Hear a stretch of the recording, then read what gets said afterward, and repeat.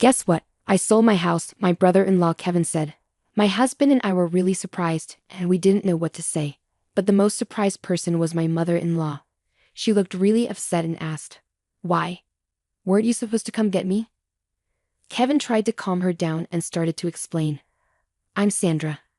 I work from home with my husband Robert. We love our peaceful workplace where we can take breaks whenever we need," I explained. Then my mother-in-law moved in with us. We were doing fine financially, so we didn't mind. "Why don't you both go out to work?" My mother-in-law would look at us with disapproval as she asked this. It made me feel tired, like we were going through the same thing all over again. The first time she questioned us like this, we explained that we were working from home. "But are you actually working?" I've told Robert the same thing. "Are you paying attention? When will you two get serious about work? Aren't you thinking about your future?" My mother-in-law couldn't understand our job. "Oh, I'm so worried. I wonder if I made a mistake coming to this house. Maybe I should have gone to Kevin's house," she would often sigh and say this. The Kevin she mentioned is Robert's brother. He married a wealthy woman named Carol. And it seems like he's living off her money now. My mother-in-law didn't know about this. Kevin asked us not to tell her. My goodness, Kevin's house isn't small like ours. It's huge, like a castle from another country. Well, I'm thinking of moving to Kevin's house eventually, which will be my new home. My mother-in-law would often say, hoping Kevin would come to take her there. But we knew deep down that Kevin and his wife would never come to get her. You see, Robert once suggested to his brother that their mother could live with him. But Kevin didn't want to live with her. So we ended up living together even though we were criticized for working remotely and called unemployed. We just accepted that's how she is. But then something happened that made it impossible for us to keep putting up with it. Out of nowhere, we got a call from Kevin. "He's coming over this weekend," he said abruptly, then hung up before we could say anything. What do we do now? That guy hasn't changed at all. Robert and I were puzzled. And hearing our talk, my mother-in-law leaned in, looking excited. "He's coming to take me. Please help me get ready to move," she said, pulling Robert towards her room. "Mom, Kevin isn't coming to take you. He probably called for some other reason," Robert said, worried. "But he didn't mention anything about picking you up when he called, did he?" I added. "I'm so tired of this house. You probably want to turn me into a housekeeper, but that's not happening," my mother-in-law replied with a scoff. We couldn't understand why she was thinking like that. Since she came to stay with us, she pretty much did whatever she pleased, didn't help with any chores, and relied on the money we gave her. Well, we weren't going to force her to stay, so we packed her bags as she asked and waited for Kevin to arrive. During the weekend, my brother-in-law and his wife showed up at our place. As soon as they walked in, they had these suspiciously friendly expressions on their faces. I had a bad feeling about it. Just then, my mother-in-law came out, looking excited. "You're finally here. Let me tell you, Sandra is not good at doing housework at all.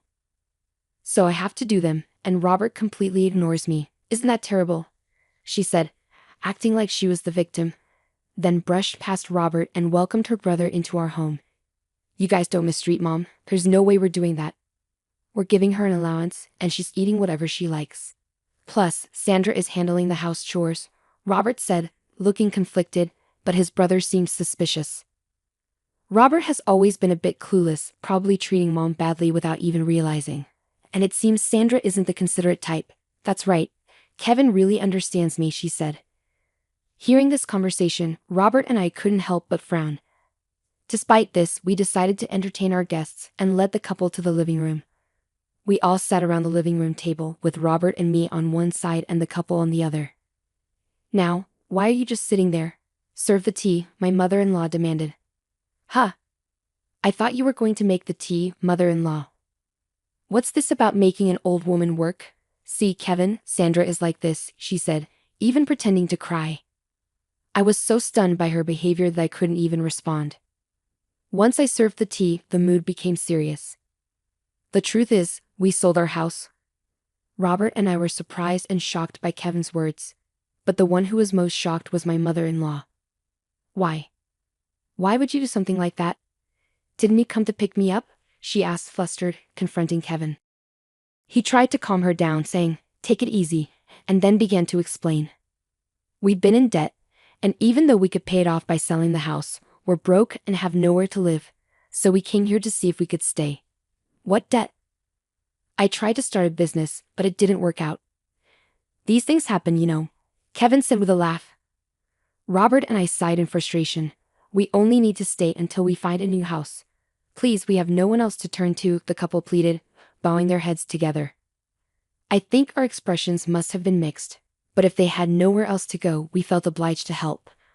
We agreed to let them stay temporarily in our house.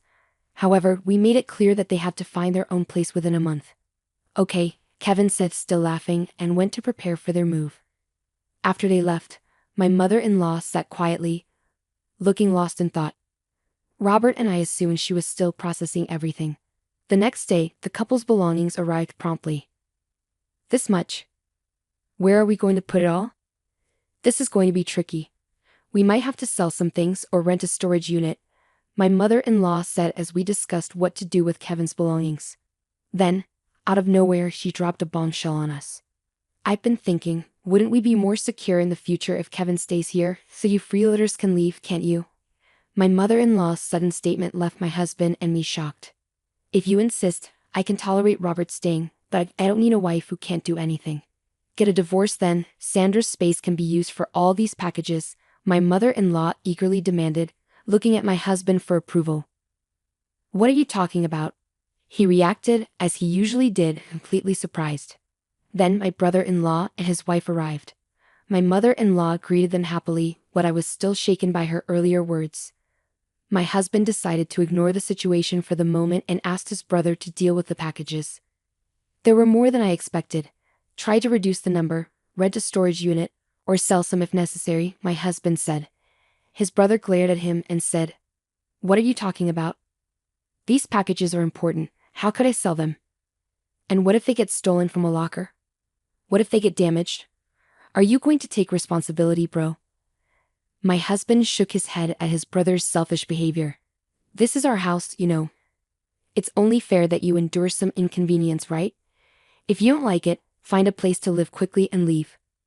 But then my mother-in-law shouted, "What are you talking about? Didn't I just say if you two are not happy with Kevin and the rest, you can leave? You're basically freeloaders. You're not needed in this house. Kevin is trying to start a business and all you two do is loaf around the house, doing so-called remote work. You're a nuisance." It was like my mother-in-law was acting as if it were her own house. My husband and I exchanged looks in disbelief. My brother-in-law and his wife were surprised at my mother-in-law's words, but then they started to smirk. "That might not be a bad idea, Mom. It sounds good. It's a hassle to find a new place, so we could stay here. So why don't you sell this house to us, Carol?" My brother-in-law said, "I feel uneasy with you two around, so it would be better if you sold this place to us. And it seems like our mother-in-law agrees with us, so sell this place to us." My husband and I were stunned by their words. "What nonsense are you?" my husband started, but was cut off by my mother-in-law, who smirked. "See, both Kevin and Carol are saying the same thing. So what will you do, Robert? If you're going to divorce, you can stay here." My mother-in-law glared at me triumphantly. I prepared myself to respond, but my husband spoke up first. "Why you get to say whatever you want? Why should Sandra have to leave?" My husband was visibly angry, his voice raised. "Don't raise your voice like that. It's better without a burden around, right?" My mother-in-law retorted. But my husband responded with frustration, "You don't understand anything. This is Sandra's house." At my husband's words, my mother-in-law, brother-in-law, and his wife gasped. My husband continued, adding to the tension. "This is the house that Sandra bought for our life together." What are you saying?" "There's no rule saying only the husband can buy the house. Besides, Sandra covers all of Mom's allowance and living expenses. Sandra said she'd take on that responsibility because your pension is minimal, and it would be hard for you to have financial freedom with just that." Robert glared intensely at his mother. Despite this, my mother-in-law seemed incredulous, looking at me and snickering in disbelief. "Unbelievable. Sandra just sits on the computer all day. She doesn't even do housework properly. Wasn't my allowance coming out of my pension? Otherwise, there's no way Sandra could afford to give me $500 a month." Moreover, my mother-in-law continued, "Sandra is the one managing my pension, isn't she? You might have told Robert otherwise, but I'm sure you're dipping into my pension." She puffed up her chest and glared at me. I glared back, refusing to back down. It's true that I've succeeded as a business owner. You're lying. Stop spreading lies about my wife. You should divorce this lying wife already. You can live here with me, Kevin, and Carol. Besides, there's no proof that Sandra isn't earning money. Here it is. With that, I pulled out my paycheck and showed it to her. The sight of it left my mother-in-law, Kevin, and his wife stunned. Since Mom moved in, we haven't used any of her pension. If Mom ever wanted to leave, Sandra has been managing it so she could live independently. But instead, Mom, you've been bossing Sandra around, interfering with her work. You're the problem. If you don't like Sandra, you should leave right now. I don't believe any of this, my mother-in-law retorted, refusing to listen to anything we said. Afterward, Robert and I sighed in disbelief, cutting her off. Well, if that's how you feel, we'll pack our things and move to a new house. You guys will be stuck with a mortgage. But if that's okay with you, don't come crying to us for help. If you insist, mother-in-law will leave even with a pension. Maintaining your lifestyle will be challenging, but I guess that can't be helped, can it? At our words, my mother-in-law turned beet red and yelled at us to leave.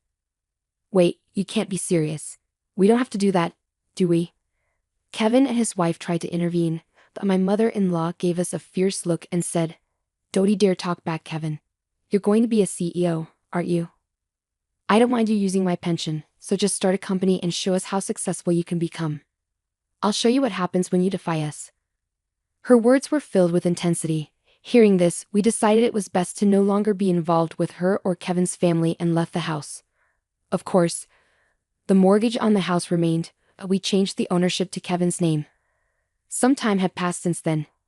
While there was still some lingering dissatisfaction from that incident, being freed from my mother-in-law's sarcasm, we were able to return to our normal routine.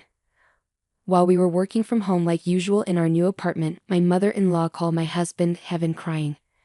She said Kevin took her pension money and disappeared a week ago. She and Carol, Kevin's sister, were left alone in the house and needed help. My mother-in-law was too upset to talk, so she passed the phone to Carol. Carol explained that since Kevin's failed business and selling the family home, their parents had cut ties with them. They hadn't been able to reach their parents since then. My husband sighed and said, "I knew it. He told them not to involve us because we had warned them before leaving. He said they could report Kevin missing to the police, but that we wouldn't help them." After hanging up, I was shocked by my husband's reaction, but he believed they deserved what happened, and I ended up agreeing with him. They kept calling my husband's phone numerous times. Whenever he reluctantly answered, Carol would cry about not knowing how to report Kevin missing. We were surprised she didn't know what to do and advised her to call the police. However, despite their efforts, they couldn't locate Kevin. Just when we thought Kevin might remain missing, we heard the news that he had been arrested for robbing a bank in another state. Apparently, he did it to pay off his debts. This wasn't his first time committing such a crime, and it seemed he was likely facing a significant jail sentence. Carol is stuck living with my mother-in-law in their old house because she can't go back to her parents' home. She's unsure if she'll divorce Kevin, but that's not her priority right now. She's working with a temp agency, struggling with her first job, but somehow managing to get by each day. My mother-in-law is in a tough spot too. Kevin took all her pension, and now she's left to repay his debts. She started working part-time to make ends meet. While my husband and I feel bad for them, we decided not to help and cut off contact. They're experiencing the tough realities of life my mother-in-law often talked about. Despite the challenges since my mother-in-law moved in, my husband and I are relieved to have returned to our peaceful routine. "My daughter is joining the company, so I need you to resign. Today is your last day." On the morning of the 20th, the president suddenly told me I was fired. I was shocked and didn't know what to say. The 20th was the day we paid our suppliers. Some payments were made through bank transfers for longtime suppliers, but I also made direct payments and visited them as a courtesy. "You look like you can go home right away. I'll give you the day off, just for you, so leave quickly," the president said. He pushed me out of the office, and the door shut with a snap right in front of my face. I didn't even know where to start to argue. "My name is Emily. I joined this family-owned paving company right after high school and worked as a clerical worker for 10 years. Well, until just now. The company had about 20 employees, and when the current chairman was the president, the workplace atmosphere was great. It was an easy place to work. The chairman, now retired, used to work closely with the younger employees And his wife, Catherine, would come in every day to help with various tasks until he was hospitalized. Their daughter Kelly was skilled in both field and office work. Her husband was the site manager and was trusted by the on-site employees. Even though they were the founding family, they never acted superior or looked down on the employees. It would have been wonderful if this enjoyable and smooth-running company life had continued, but unfortunately, reality wasn't so kind. At the end of last year, the chairman was diagnosed with cancer during the company's group medical examination. He decided to retire as president and appointed Kelly's husband, the site manager, as the next president. Both the employees and I unanimously agreed. We all thought the chairman should focus on his treatment and wish for his long life. However, suddenly, the chairman's eldest son, Tom, appeared with his family. I didn't know where he heard the news from. It turns out the chairman had another child besides Kelly. Tom had been disowned about 30 years ago, and I didn't know about it at all. According to the senior employees, Tom was a troublemaker in his youth and often had run-ins with the police. Whenever he caused problems, the chairman and Catherine would go and apologize. After dropping out of high school, he got involved in multi-level marketing and fraudulent activities, which finally led the chairman to disown him. Despite being out of touch for a long time, Tom suddenly appeared one day, pleading with his father, "Dad, I've realized my mistakes. Please forgive me." I was shocked to witness this in our small company, where the president's office and clerical room were one and the same. Tom expressed a desire to reconcile and work in the company, but his past made it hard to believe his sincerity after being disowned. "I apologize to everyone, but I ask you to give Tom another chance," the chairman said, pleading with everyone present. Kelly and the senior employees knew about Tom's troubled history and couldn't fully celebrate, but they couldn't refuse the chairman's heartfelt request either. So Tom and his family moved into the annex of the chairman's house, with Tom becoming an employee and his wife taking on household duties. I saw their daughter only once when she visited the company. She seemed to be a college student. The chairman believed Tom had changed for the better after facing hardships in life. Catherine was overjoyed that Tom had returned with his family, talking about rebuilding the company together. However, soon after, a problem emerged. Tom insisted on something. "I'm the eldest son, so I should be the next president," declared Tom, straining his relationship with Kelly and the site manager. Despite pretending to work diligently in front of the chairman, Tom actually did very little. He frequently made demeaning remarks like, "Physical labor is for the workers, and you're all just worker ants, work silently." Naturally, his behavior quickly made him unpopular with everyone. Some of the younger employees even went directly to the chairman, saying, "I can't work under these conditions." However, both the chairman and Catherine pleaded with everyone, saying, "We will talk to Tom about this. Please try to see the bigger picture." Then, due to stress or other reasons, the chairman's cancer suddenly worsened and he was hospitalized 3 months ago. Tom declared, "I am the president." Despite employees advising the chairman and Catherine to stick with their original plan of appointing the site manager as president, they ultimately chose Tom, their biological son, over their daughter's husband. This decision sparked grumbling among some employees, who felt the chairman and Catherine were biased by parental love or losing their sharpness with age. The once harmonious company atmosphere turned tense and uncomfortable. As tensions grew, Kelly and the site manager began working behind the scenes to manage the company. This left me alone handling all administrative tasks, whereas before Catherine, Kelly, and I shared the workload. Now, I regularly work overtime, sometimes leaving so late that the date changes before I head home. Meanwhile, Tom seemed to view administrative duties as effortless, spending his days at hostess bars, betting on horses, or gambling. My relationship with the president took a serious downturn over an expense issue. He had been using the company's credit card for personal dining and entertainment expenses, and I had been overlooking it to some extent. However, this time, the expense crossed a line. With apprehension, I handed the receipt back to him. "I can't approve this expense," I told him. "What? Why not?" he demanded. "This is for your wife's corrective underwear. It's not related to business, so it can't be expensed." As expected, the president's face flushed with anger. "Don't challenge me. She's the president's wife. It's natural for her to dress well. This is a valid expense." "No, that's not how it works. Your wife's underwear can't be considered a business expense, I stammered, struggling to comprehend how the president could justify a $4,000 expense for his wife's corrective underwear. His next suggestion left me even more bewildered. Then let's turn selling corrective underwear into our new business venture. We'll categorize it as inventory so it counts as an expense. The president seemed pleased with his idea, but I was at a loss for words. We're a paving company, I managed to say. So what? We can threaten clients that if they don't buy from us, we'll cancel their contracts. Everyone will buy. It's easy money, $2,000 for one, $4,000 for a set. The president chuckled loudly, but I felt horrified.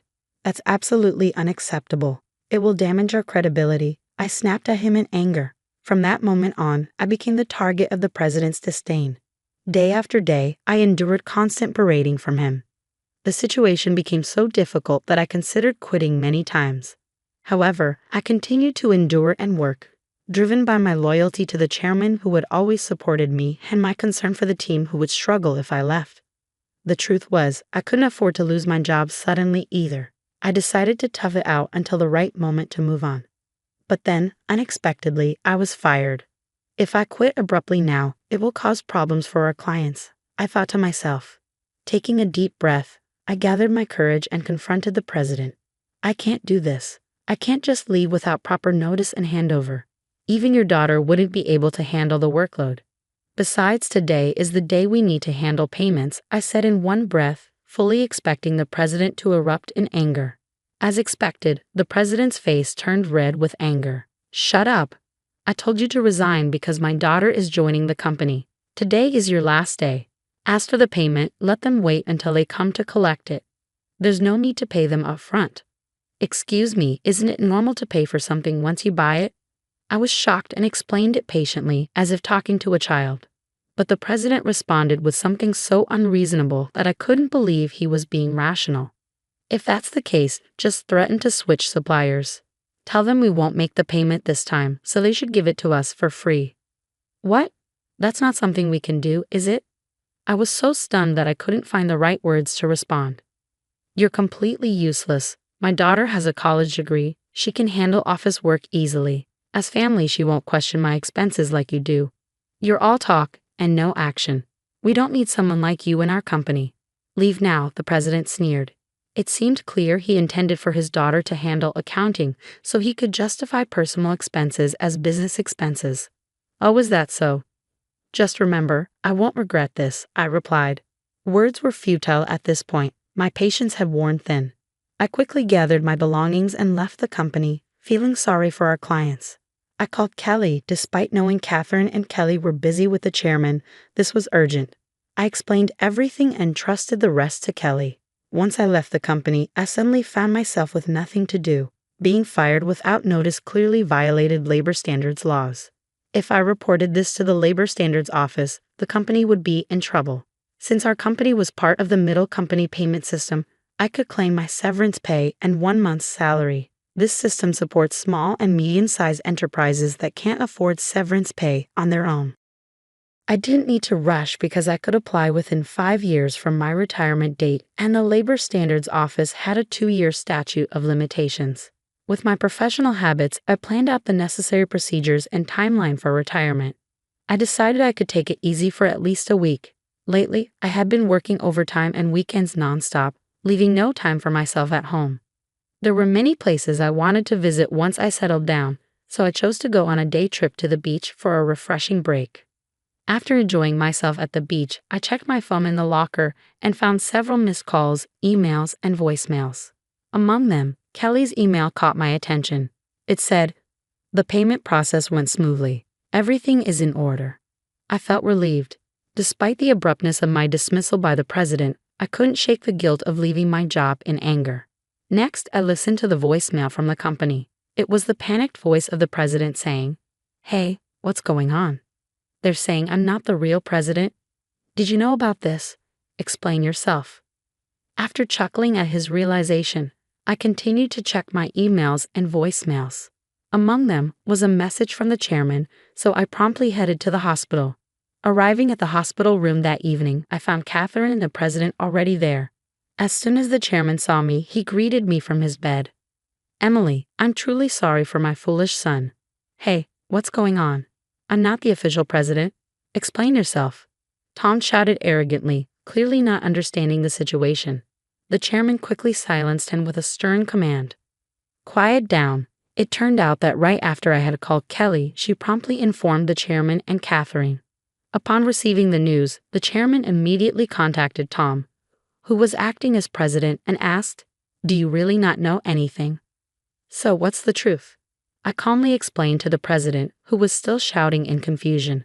"Essentially, Tom, you didn't have any legal authority. Your role as president was just a title. It might seem confusing, but in business terms, president is a position within the company and doesn't hold legal standing like a representative director does. The representative director is the one legally responsible for the company's actions externally. It's a different and more formal role that requires specific legal procedures to change." I continued, "While the title of president can be changed informally within the company, altering the representative director involves complex legal processes. That's why your position didn't carry the legal weight you assumed it did." 3 months ago, when Tom was appointed president, there was strong opposition from Kelly, the site manager, and veteran employees. That's when I proposed a strategy. Tom would be a figurehead president while the chairman remained the legally responsible representative director. As someone familiar with company procedures and laws, I knew the complexities involved. Under my plan, if Tom showed genuine dedication and won over all employees, then we would initiate the legal process to formalize his presidency. However, if Tom failed to prove himself fit for the role, the backup plan was to either remove him or even consider closing the company, while Kelly and the site manager prepared to launch a new venture. Kelly doubted Tom's ability to change. The chairman and Catherine continued to believe in Tom until he unfairly dismissed me, which seemed to awaken them to his shortcomings. "If you want to be a leader, learn and take care of your employees. I've told you this many times," the chairman emphasized. Tom retorted, "It's not a big deal, right? Can't we just handle the procedures now?" "No, it's not possible," the chairman explained.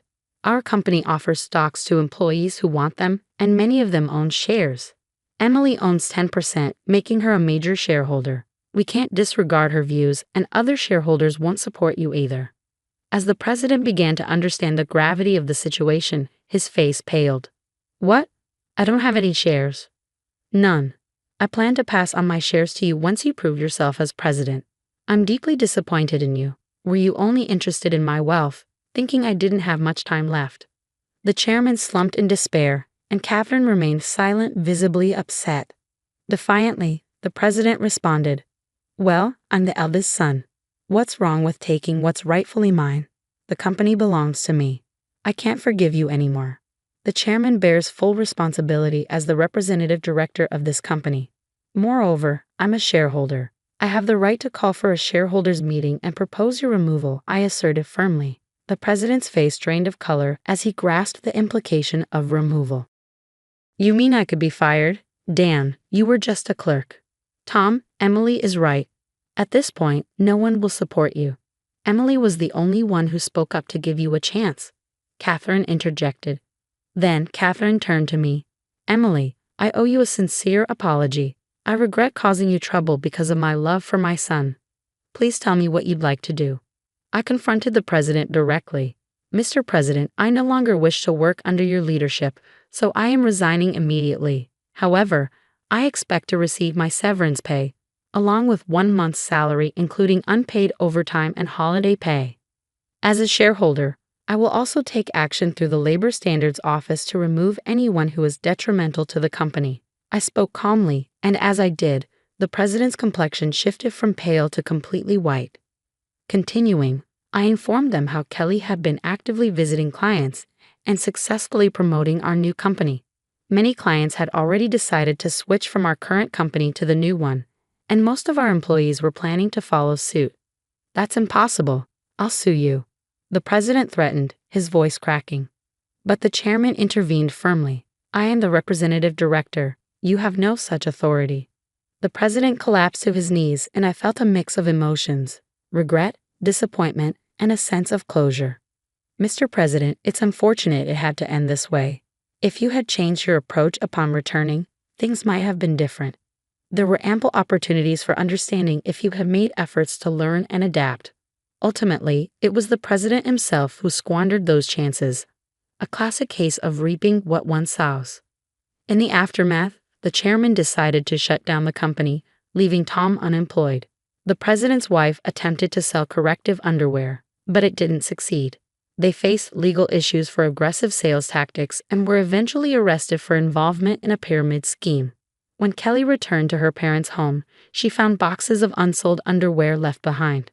As for the daughter, she found employment elsewhere, although the specifics are unknown. I now work happily at Kelly's and the site manager's new company. I cherish my relationships with others and strive to live authentically each day. Hi, I'm Mei Ling, and I'm 29 years old. Growing up Asian American has its challenges, especially being Chinese American like me. I've faced some unfair treatment because of my background. I've learned to stand up for myself and not let discrimination bring me down. Life has taught me to be tough, so I can handle whatever comes my way. But sometimes people can still surprise me with their ignorance. Take my father-in-law, for example. He doesn't seem to understand how tough it can be to be different in America. Let me tell you about my family.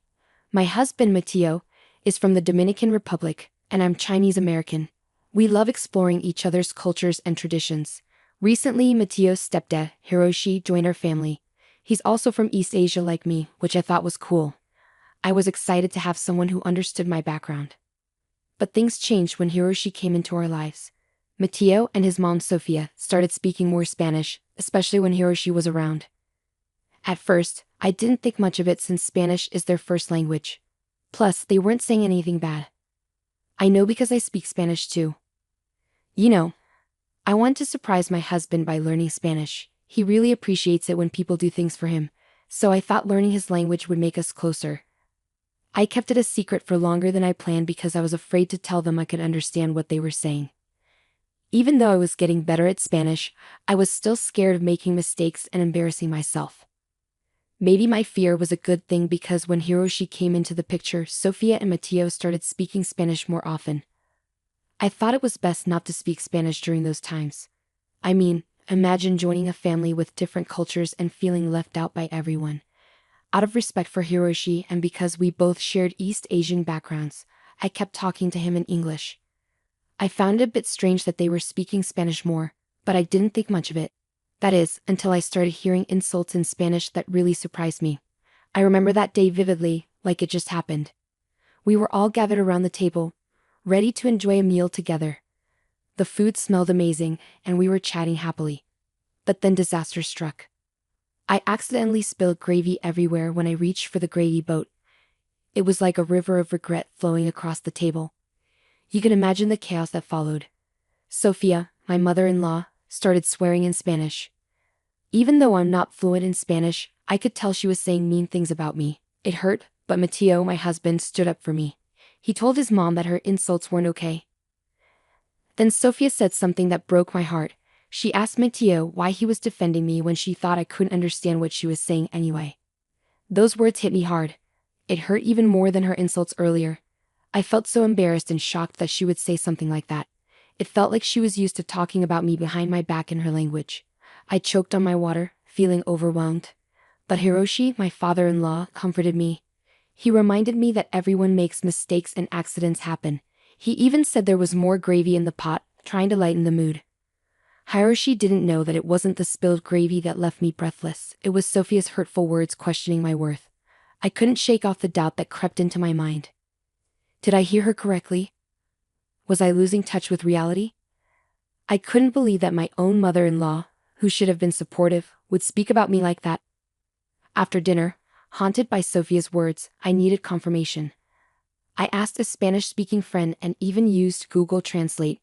Unfortunately, my fears were true. Sophia had intentionally been rude and disrespectful. I couldn't understand why she felt that way about me.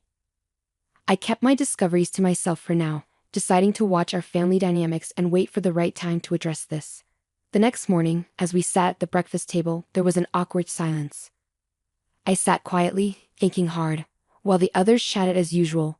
Sofia and Mateo started speaking in Spanish, unaware of the impact their words had. Suddenly, Sofia said something shocking. I regret marrying this old stupid man, Sophia said, unaware that I understood her words. My heart sank as I heard her. Once again, Sophia had revealed her true feelings, ruining our mealtime harmony. Meanwhile, Hiroshi chuckled and said, I should learn Spanish so I can understand what you two are always talking about. If only he knew the painful truth behind their laughter. Sophia and Matteo pretended it was all harmless teasing, hiding the hurtful gossip they were sharing right in front of him. But the gossip didn't stop there. Matteo and Sophia continued, each comment more hurtful than the last. Let me give you some examples. They mocked Hiroshi's accent, mimicking his attempts to pronounce certain words. They laughed at his cultural traditions, saying they were strange or unnecessary. And they made jokes about his age, saying he was past his prime. As I sat there, I felt more and more uncomfortable. It was like watching a cruel game where Hiroshi was the target of their teasing without even knowing it. My heart hurt for him, knowing he was being hurt by his own family. This wasn't the love and acceptance I hoped for when our cultures came together. In that moment, I promised myself I wouldn't stay silent anymore. Sophia might have said hurtful things about me, but I wouldn't let her treat this kind old man the same way. I knew I had to address the tension in our family to make them see the value of our diverse backgrounds and the importance of treating each other with kindness. As time passed, I became more determined to expose Matteo and Sophia's unkind treatment of Hiroshi. Armed with my phone, I started recording their hurtful conversations during meals. I wanted to show them their behavior and its impact. With each meal, I discreetly captured their words, knowing they would reveal the truth. As their insults grew harsher, Hiroshi started to notice something was wrong. He and I were constantly left out, and it was clear something needed to change. As Hiroshi felt more excluded, his lively spirit dimmed. I tried to guide our conversations in English to include everyone, but Matteo and Sophia always switched back to Spanish, shutting us out. Their gossip and insults towards Hiroshi ruined the atmosphere at meals. When I listened to the recordings, I realized something heartbreaking. Sophia had married Hiroshi for his money, regretting that she couldn't inherit his fortune until he passed away. I was shocked by her greed, and Matteo, my husband, not only joined in the insults but found them funny, supporting his mother's awful intentions. The realization hit me hard. How could I have missed their true colors?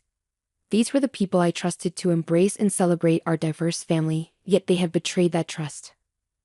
I knew I had to do something, not just for Hiroshi's sake, but for the respect and love our family deserved. Late into the night, I listened to those recordings, steeling myself to confront Matteo and Sophia with the evidence of their cruelty. I knew it wouldn't be easy, but I couldn't let them continue hurting us. As I planned my approach, I promised myself I wouldn't let their toxicity ruin our lives any longer. Hiroshi deserved better, and so did our family. Determined to make a change, I geared up to confront Matteo and Sophia about their hurtful actions. But before I faced them, I knew one thing. Hiroshi needed to hear the truth first. He deserved to know. Gathering my courage, I approached Hiroshi, sensing his heavy heart. With a comforting smile, I asked, "Hey Hiroshi, how are you holding up?" He sighed and met my gaze, his vulnerability clear. "Mei Ling, it's been tough, honestly. I'm having a hard time fitting into this new family setup. The constant use of Spanish makes me feel left out, like I don't belong. Maybe I should consider those Spanish classes after all." Understanding his struggle, I nodded sympathetically. "I hear you, Hiroshi. It's been bothering me too. But there's something important I need to tell you." He looked intrigued, curious about what I had to say. "What's on your mind, Mei Ling?" Taking a deep breath, I confessed the secret I'd been keeping. "Hiroshi, I understand Spanish. I've been following every conversation Matteo and Sophia have had. They didn't know because I never joined in on the Spanish talks. I kept it to myself because I felt nervous and embarrassed about my language skills, but I do understand them completely." Hiroshi looked surprised. "Why didn't he tell them? I'm sure they would have helped you with your Spanish." I smiled sadly. "You're probably right, Hiroshi. I was just nervous and embarrassed. I wanted to surprise Matteo once I learned enough Spanish to have a real conversation, but I kept delaying it, worried he wouldn't be impressed. Still, maybe it's a good thing I didn't tell them." "Why do you say that?" "By keeping this secret, I was able to hear their conversations, and what I heard wasn't good. He had been talking about you behind your back, saying hurtful things. The language barrier protected them, but now they'll have to face the consequences." Hiroshi looked confused and concerned. "What do you mean?" What have they been saying about me? I took his hands in mine, speaking firmly. Hiroshi, they've been making fun of you, mocking you, and saying mean things about you.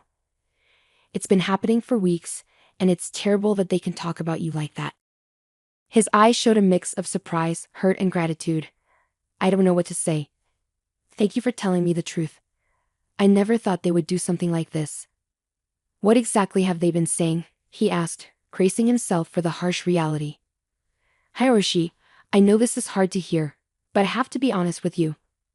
Sophia married you for your money, and both she and Matteo are waiting for you to pass away so they can inherit your fortune.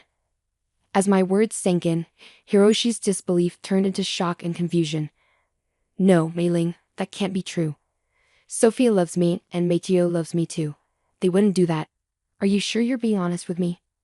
Maybe it's you who's trying to deceive me. With determination, I assured him, Hiroshi, I wouldn't bring this up without evidence. I recorded their conversations, and you can hear it for yourself. Ask any Spanish-speaking person you know to confirm what they're saying. I then airdropped the recordings to Hiroshi's phone, letting him uncover the truth for himself. Days passed, and the tension between Hiroshi, Sophia, and Matteo grew thicker. I gave Hiroshi space to process everything.